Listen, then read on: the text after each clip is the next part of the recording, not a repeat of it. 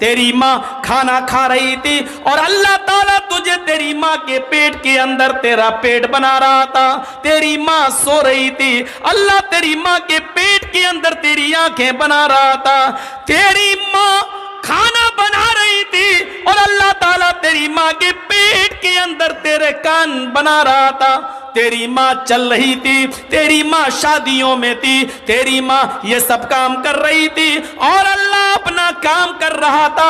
اَيَحْسَبُ الْإِنسَانُ أَن يُتْرَكَ سُدًى أَلَمْ يَكُن نُطْفَةً مِّن مَّنِيٍّ يُمْنَىٰ ثُمَّ كَانَ عَلَقَةً فَخَلَقَ فَسَوَّىٰ فَجَعَلَ مِنْهُ الزَّوْجَيْنِ الذَّكَرَ وَالْأُنثَىٰ. او میرے بندے تو ہی بتا, اس پانی کے قطرے کو انگلی میں نے بنایا, پور میں نے بنایا, ہاتھ میں نے بنایا, کوہنی میں نے بنائی, بازو میں نے بنایا, گھٹنا میں نے بنایا, پنڈلی میں نے بنائی, ریڑھ کی ہڈی میں نے بنائی, دماغ میں نے بنایا, آنکھیں دیکھنے کے لیے ہم نے دی, سننے کے لیے کان ہم نے دیے. اور جب تیری ماں کے پیٹ سے تو باہر آیا تو چیخنے لگا کہ اجمیر والے نے دیا, بدایوں والے نے دیا, کچھوچا والے نے دیا, پھلواری شریف والے نے دیا, داتا گنج نے دیا, فرید گنج نے دیا. تو اللہ یہ بے غیرتی کیسے برداشت کر سکتا ہے کہ سب کچھ میں کروں؟ تم اپنی ماں کے پیٹ میں ہو, ابھی باہر نہیں آئے ہو. بچے کو باہر آنے کے لیے سب سے پہلے ہوا کی ضرورت ہے, اس لیے کہ ابھی تک وہ ماں کے پیٹ میں اللہ اس کو آکسیجن پہنچا رہا ہے, لیکن جب وہ باہر آئے گا تو اس کو ہوا کی ضرورت ہے. او میرے بندے, تو اپنی ماں کے پیٹ میں تھا, باہر آنے سے پہلے میں نے ہوا کا انتظام تیرے لیے پہلے کر دیا. او میرے بندے, تو اپنی ماں کے پیٹ کے اندر تھا, تو ابھی باہر نہیں آیا, تجھے آتے ہی بھینس کا اور گائے کا دودھ ہضم نہیں ہو سکتا تھا, تیرا لیور بہت کمزور تھا, تجھے بالکل ہلکے دودھ کی ضرورت تھی, تو ابھی باہر نہیں آیا. تیرے آنے سے پہلے اللہ نے تیری ماں کی پستان کے اندر دودھ کی نہر پیدا کر دی ہے. ہاں, اس پستان میں ہلکے ہلکے سوئی کی سوراخ سے بھی ہلکے, سوئی کی نوک سے بھی زیادہ ہلکے ہلکے ماں کی پستان میں جس جگہ بچہ دودھ کو اپنے منہ میں پکڑتا ہے, اس حصے پر اللہ نے ہزاروں سوراخ پیدا کر دیے, ہزاروں سوراخ بنا دیے. ایک سوراخ نہیں, ہزاروں سوراخ ہیں, اس لیے کہ بچہ جب پکڑے گا منہ تو ایک دم اتنا دودھ نہ آ جائے کہ اتنا دودھ پیتے ہی اس کا لیور خراب ہو جائے, کیونکہ اس کا لیور مضبوط نہیں ہے. اس لیے اس میں رکاوٹ کی ضرورت تھی. اللہ نے ماں کی پستان میں اتنے سوراخ کر دیے کہ بچہ چاہے جتنا زور سے دودھ کو چوسے اتنا ہی ایک بوند یا دو بوند ہی آئے گا جو بچہ آسانی سے پیٹ میں لے سکتا ہے اور اس کا لیور اس کو آسانی سے ہضم کر سکتا ہے. یہ سارے کام رحم مادر میں کروں اور پیدا ہونے کے بعد یہ کہہ دو کہ یہ تو اجمیر والے نے دیا, بدایوں والے نے دیا, فلاں نے دیا, فلاں نے دیا. میرے بندے, یہی شرک ہے جو میں برداشت نہیں کر سکتا. اے معاذ لا تشرک باللہ شیئا ان قتلتا او حرقتا. اے معاذ, اللہ کے ساتھ کبھی کسی کو شریک مت کرنا, چاہے تمہیں قتل کر دیا جائے یا جلا کر تمہیں راکھ کر دیا جائے. یہ اسلام کی بنیادی چیزوں میں سے پہلی چیز تھی, اس لیے بتا دیا کہ شرک مت کرنا. اللہ کو سب کچھ گوارا ہے لیکن شرک گوارا نہیں ہے. سب کچھ میں کروں, پھر میرا نام کے بجائے کسی دوسرے کا ٹائٹل, اور ٹائٹل بھی اس کا جو اتنے کمزور اتنے کمزور اتنے کمزور کہ ان الذین تدعون من دون اللہ لن یخلقوا ذبابا. کشمیر سے کنیا کماری تک, بریلی سے بغداد تک سب مل جائیں تو ایک مکھی بھی پیدا کرنے کی طاقت نہیں رکھتے. کمزور ہیں تو اتنے, اور تم ان کو کہو کہ اس نے دیا. کمزور ہیں تو اتنے کہ مکھی اگر کوئی چیز لے کے اڑ جائے تو یہ مکھی کو پکڑ کر ان سے جو چیز لے کر گئی ہے اس سے وہ چیز واپس لینے کی بھی طاقت نہیں رکھتے.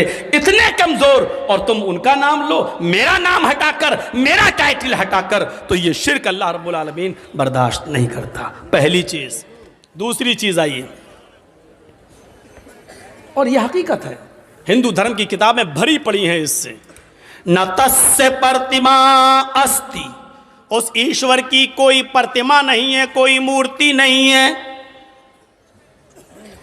नेह आकारम अस्ति, उसका कोई आकार नहीं है, चाहे कितना बना लो, राम की, लक्ष्मण की, हनुमान की, शंकर की मूर्ति चाहे कितना बना लो, कुछ भी कह लो, ओम निराकारम अस्ति, वो निराकार है, उसका कोई आकार है ही नहीं।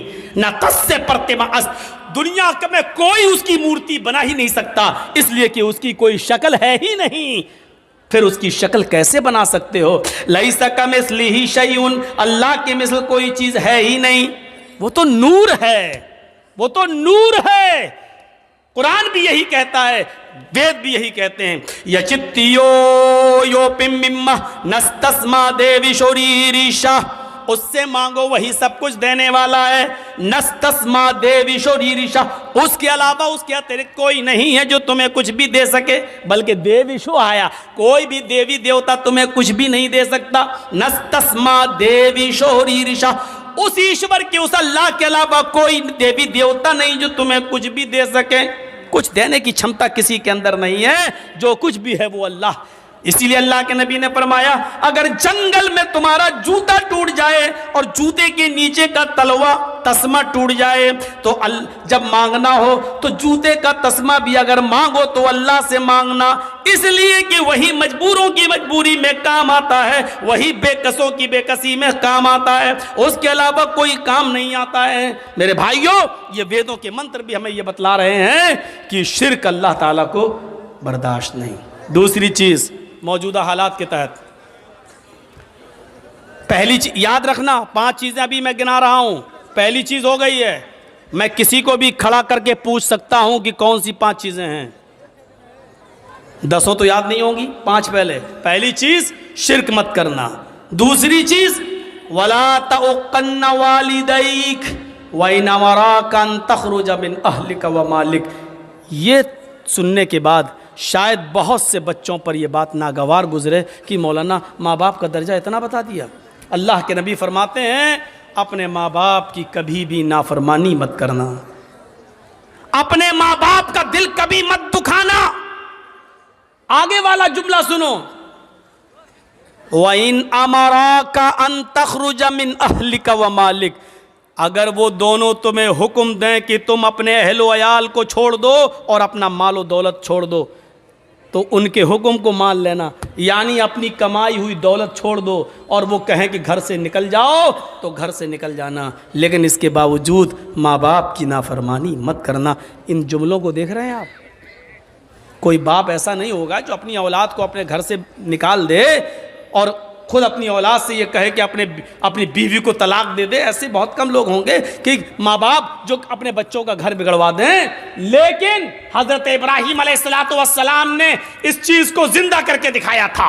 जब वो अपने बेटे इस्माइल से मिलने गए और इस्माइल अलैहिस्सलाम ने कोई शादी कर रखी थी दूसरे इलाके के अंदर, लेकिन उनकी बीवी नाशुक्री कर गई।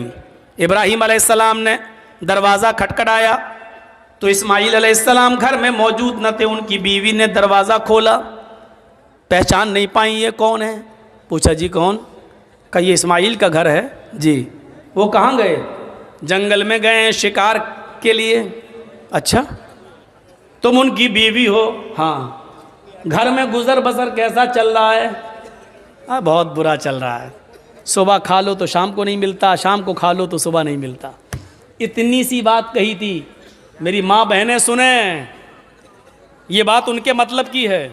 सुने, अगर मेरी उर्दू समझ में आ रही है तो वैसे आना चाहिए। टीवी के सीरियल देखती हैं हिंदी वाले तो आना चाहिए।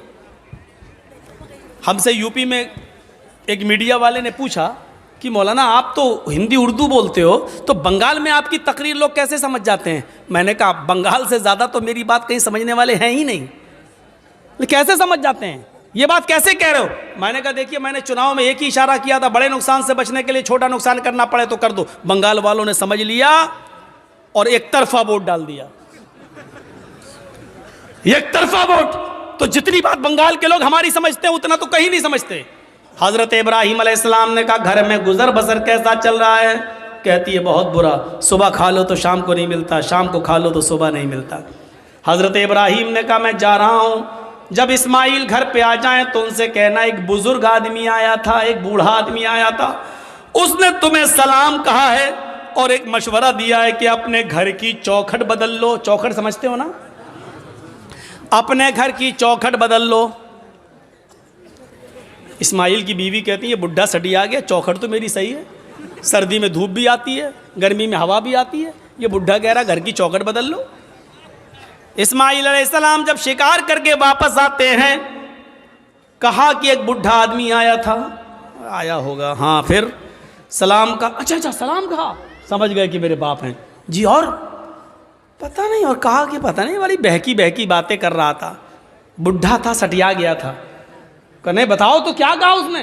کہا اپنے گھر کی چوکھٹ بدل لینا. کہا بیوی تم نے کیا کہا اس سے؟ کچھ نہیں، اس نے پوچھا تھا گھر کا گزر بسر کیسا چل رہا، میں نے کہہ دیا بہت برا، صبح کھا لو تو شام کو نہیں ملتا، شام کو کھا لو تو صبح نہیں ملتا. آئے میری بیوی، وہ بڈھا میرا باپ تھا، تم اس کی بہو ہو، اور اس نے جو یہ کہا کہ اپنی چوکھٹ بدل لینا، اس کا مطلب یہ ہے کہ اس نے تمہیں طلاق دینے کا حکم دیا ہے مجھے. اس نے اشارہ کر دیا ہے کہ گھر کی چوکھٹ ٹھیک نہیں ہے.